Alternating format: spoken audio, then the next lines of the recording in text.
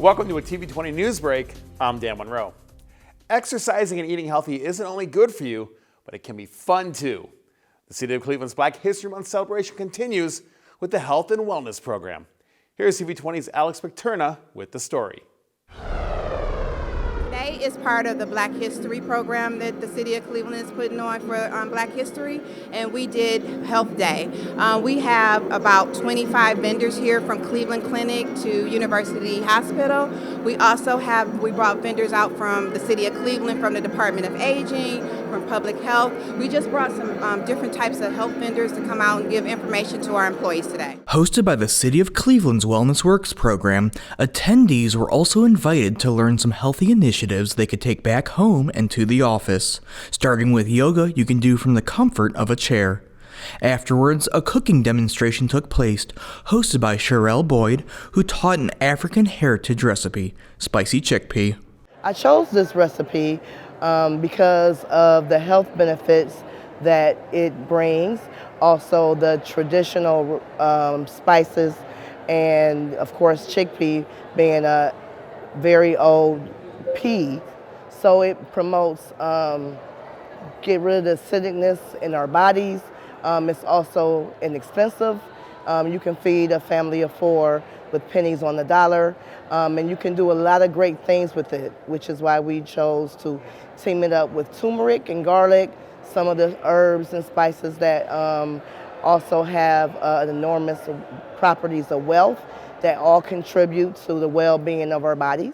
Wellness Works acts as a free resource for City of Cleveland employees, teaching them the 5 dimensions of wellness: physical, financial, emotional, occupational, and environmental. I can honestly say since the beginning that I've started this, each year we see an increase from employees participating. We get a lot of employees reaching out to us saying, "Hey Kelly, how about we do this type of event?" We get a lot of engagement. I really enjoy the program because employees, this is their program. You know, we basically base our activities and programs around what the employees ask us for.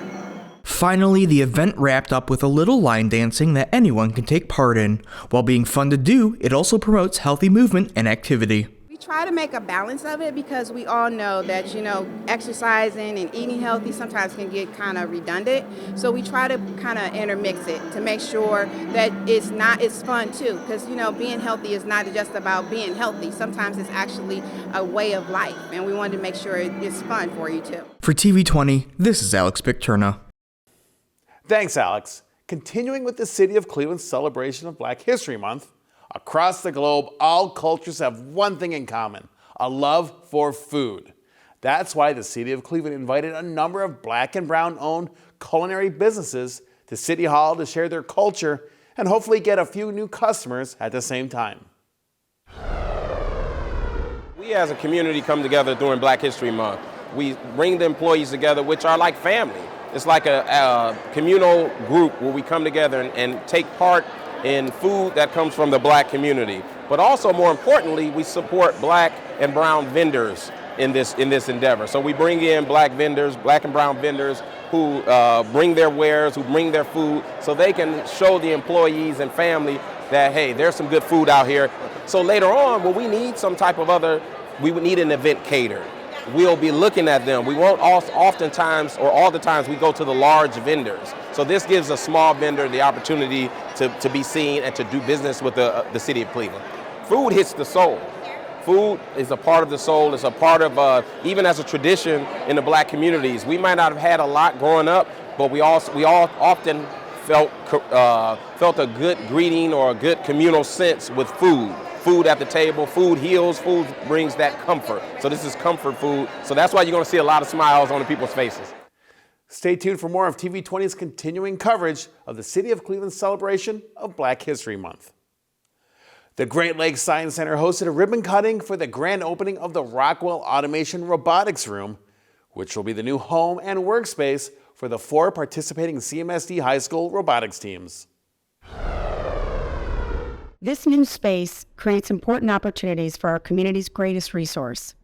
Now, I don't mean the incredible lake right outside our doors here. I mean the brilliant youth that make this new space come alive.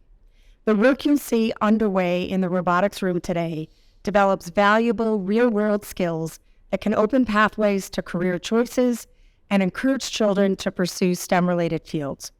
The Rockwell Automation Robotics Room is supporting Northeast Ohio's future generation of STEM leaders. They're right here. I'm feeling like excited and stuff because I was working through a robotics team with my father and stuff, and now I'm actually able to be able to build one, and that kind of like helped me, like get engaged with mechanical engineering and stuff like that. The generous investment in the new robotics room is part of Rockwell's larger vision to give back to students through their investment strategy with FIRST. The topic came around that we're big into FIRST robotics and community programs. The Science Center is as well, and they were trying to figure out an idea of like, how do we change this space? And so the room came about for that reason, and for the reason that we have a number of FIRST teams in Cleveland Public that don't have space in their buildings to even build their robots, to learn how to program, to learn how to do all these facets. And so now they have a central hub, and so it came about that way, knowing that at the end of the day, the students will benefit big time. The robotics room is designed for robotics design, fabrication, and programming. It provides building stations, power tools, and manufacturing equipment like 3D printers to help the students build competitive bots. We got like 8 weeks to build the Buckeye Regional. This took us, for our new robot, it took us like 3 weeks to finish the chassis, and we're working on the arm right now. We think that spaces like this level the playing field for all students. It's no secret. We have very few inner city kids, students that are underrepresented in science, technology, engineering, and math. Often that appears to be girls, often that's minorities.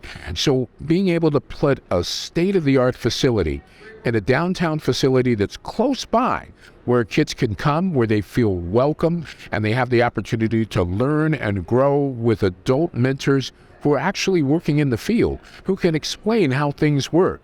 It gives them real-world experience, and that experience will not only last them a lifetime, it will open the door to careers that they never even knew existed. The Rockwell Robotics Room will give children in the Cleveland community the skills to build their confidence in STEM and prepare them for tomorrow's careers. We'll be right back after this. You're watching TV20 News.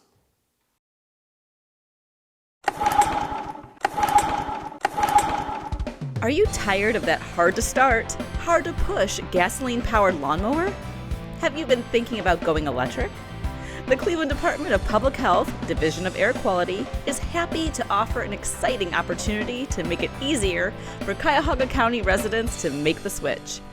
We are pleased to announce our 2023 electric lawnmower rebate program. Cuyahoga County residents can receive a $100 Visa rebate gift card after purchasing a battery-operated electric lawnmower. Here's how. First, register online with Cleveland Division of Air Quality or by calling the 24/7 hotline. Then, you must scrap your gasoline-powered lawnmower and obtain proof that the gasoline-powered lawnmower was scrapped. Purchase your electric lawnmower from any retail store or online. The lawnmower you purchase can be any brand, but it must be new and it must be cordless. Submit proof to the Cleveland Division of Air Quality. Then, pick up your $100 Visa rebate gift card from one of CDAQ's designated pickup locations. Limited rebates available. Register today so you don't miss your chance. Additional restrictions apply. Visit our website for details.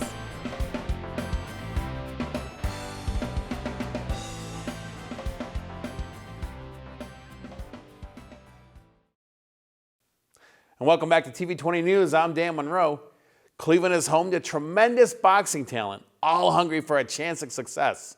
Events like Golden Gloves Boxing brings competitors from all corners of Northeast Ohio together for their love of the sport. But the first stop of any boxing competition begins at weigh-ins. Here's TV20 reporter Alex Victerna with more. Spanning from February to April, the Golden Gloves are a chance for local boxing talent to add to their total match count while also getting a few wins under their belt. Right now, all of our fighters are presenting their USA boxing books, which are legitimate boxing books that are issued by our Lake Erie Association through USA Boxing. You need your book to have your weights and what category you're going to be in, which is sub-novice is 0 fights, novice is up to 10 fights, and open division are our elite fighters that can move on to the nationals in Philadelphia this year, May 5th. Official for Golden Gloves, Ricardo Lozada shared some of the new techniques they've been using for this year's competition for amateur boxers to move up the ranks. We downloaded the national database that they use in the nationals for Golden Gloves, and it monitors who's gone to the nationals, who's won their tournaments, and basically once we put the fighters' weight categories in, their division, you hit the button and it automatically brackets, and it's at real time, so anybody can see their brackets when they get on the website. So there's nobody picking names or no kind of favoritism. Everything is done computerized. Also new this year is the inclusion of an official in charge, which president of King of the Ring Boxing, Doug Patterson, has taken the role of. Starting this year, the Golden Gloves in all Lake Erie and USA boxing has changed. They have what you call the OIC, which is official in charge.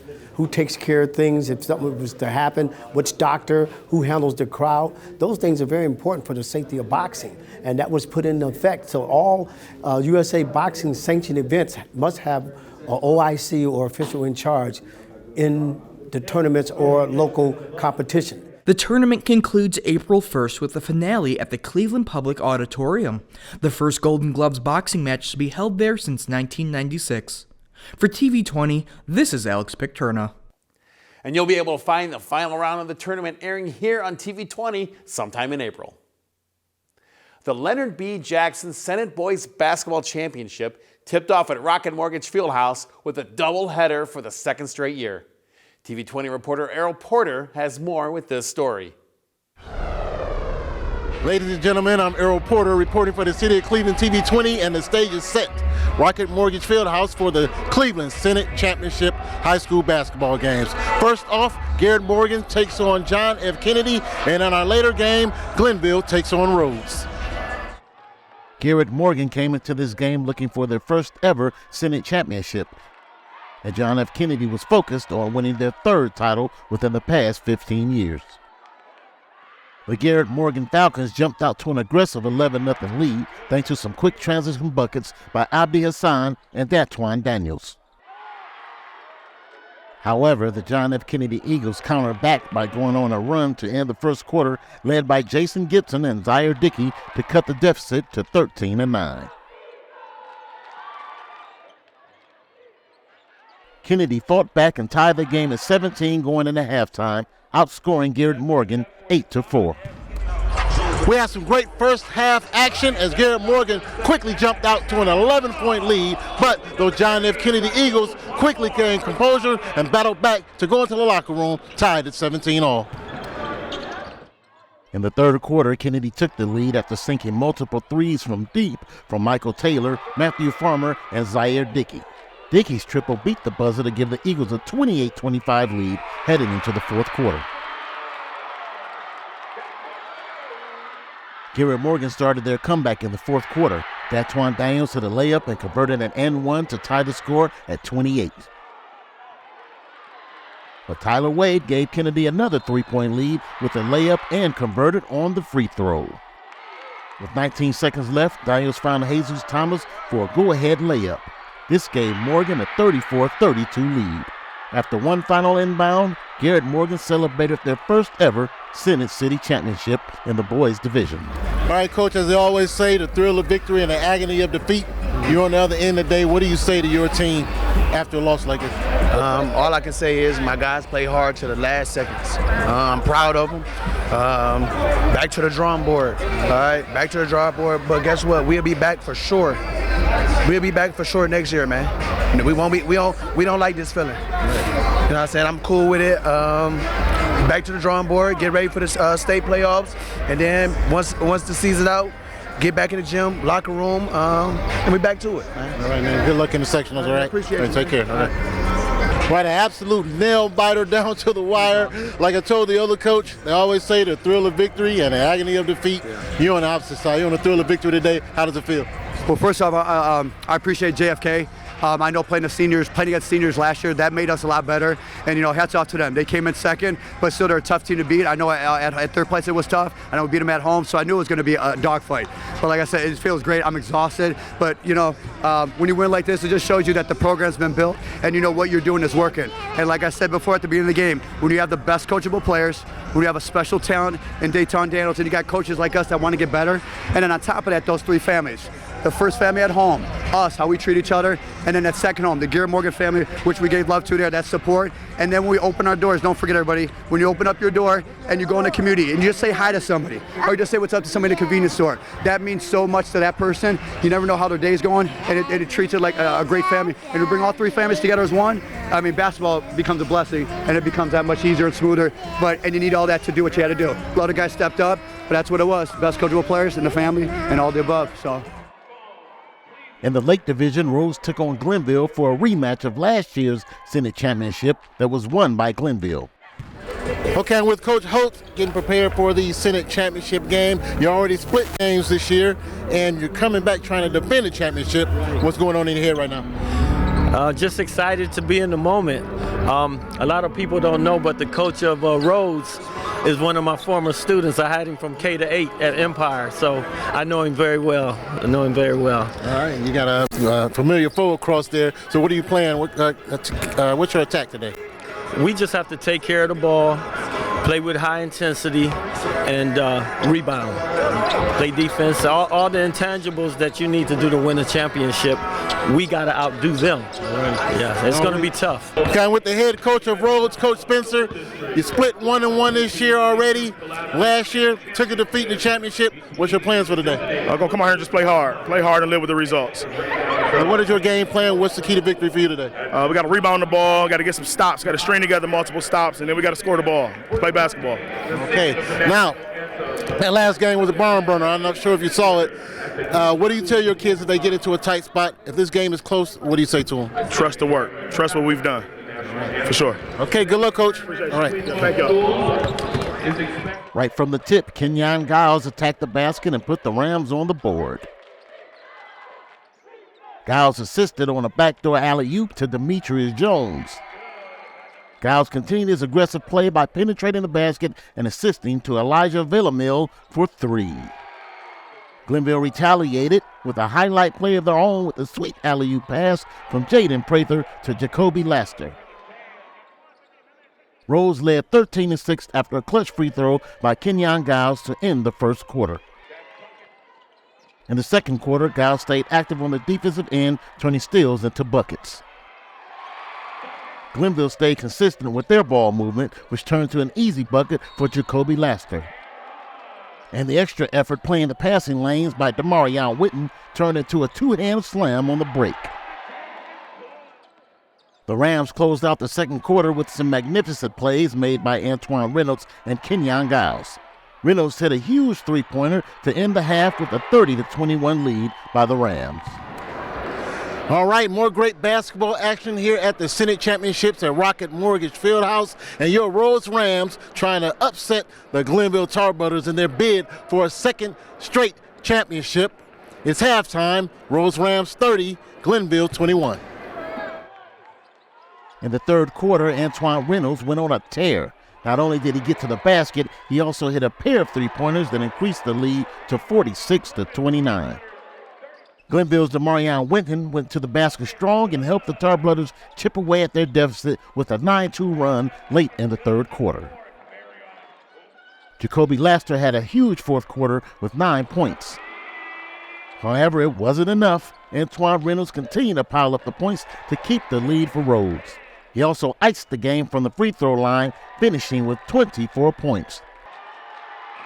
Rhodes captures the Senate Championship for the Lake Division with a 65-58 win over Glenville.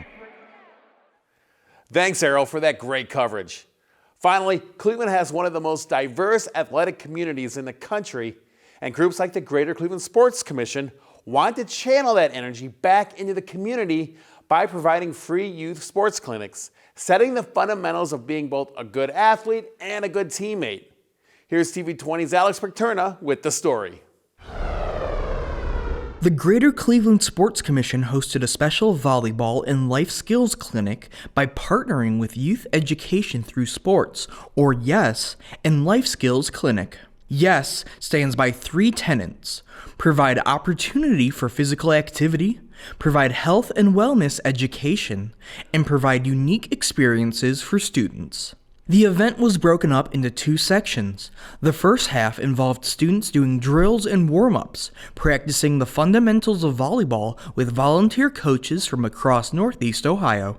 Well, I think, sports can really teach us a lot of different life lessons, and so we're trying to use sports in this volleyball clinic and the workshop we're doing with Positive Coaching Alliance, which is a wonderful organization, really focused on, how you can make youth sports a positive experience for kids. And so the kids are going through some on-court volleyball skills and drills, things like that. And then with the workshop, they're learning some more of those leadership skills and like I said, some of those life skills. You're working on individual skills, but also working on how to be a good teammate, which translates, later on in life when you're in the workplace and all of that. After their volleyball drills, students met with training coach Brett Nichols with Positive Coaching Alliance, who ran them through a number of group exercises to strengthen their bond on and off the court, with a special focus given to supporting your fellow teammate. Helping athletes like tonight to really think about how they can be the best version of themselves and also great teammates, and then respect and honor the game. We've got some people that are in and some people that are out. What did we do when we got out? The players that got out. What happened? No. You walked over to the wall. Okay, I did see that. Yep. What else did we do? Continue to watch the game. Continue to watch the game. Okay, yeah, Kennedy? Laughed. Okay. Did anybody support their teammates? Right? So this is part of thinking about being an athlete, being both a great teammate and being a good athlete yourself, is we're not all going to be in the game all the time, right? Whether we're the best player or not the best player, but what are we doing when we're not in the game? We want them to have fun, but also learn some of these great life lessons that will help them as an athlete. There's a lot of connections to what we did here just in this classroom to what they're going to do out on the court. For TV20, this is Alex Picturna. Thank you, Alex. You can learn more about the Greater Cleveland Sports Commission and their upcoming sports clinics by visiting clevelandsports.org. TV20 is streaming live 24/7. Visit TV20cleveland.com to see our live feed and more. Stay connected with TV20 wherever you go by liking and following us on Facebook, Twitter, and Instagram. And be sure to subscribe to our YouTube page to watch our numerous programs. Coming up next, learn about what's going on with the Cleveland Metropolitan Schools with this week's CMSD 360. Hey, thanks for watching TV20 News. I'm Dan Monroe. Be sure to stay tuned for more on TV20. We are Cleveland.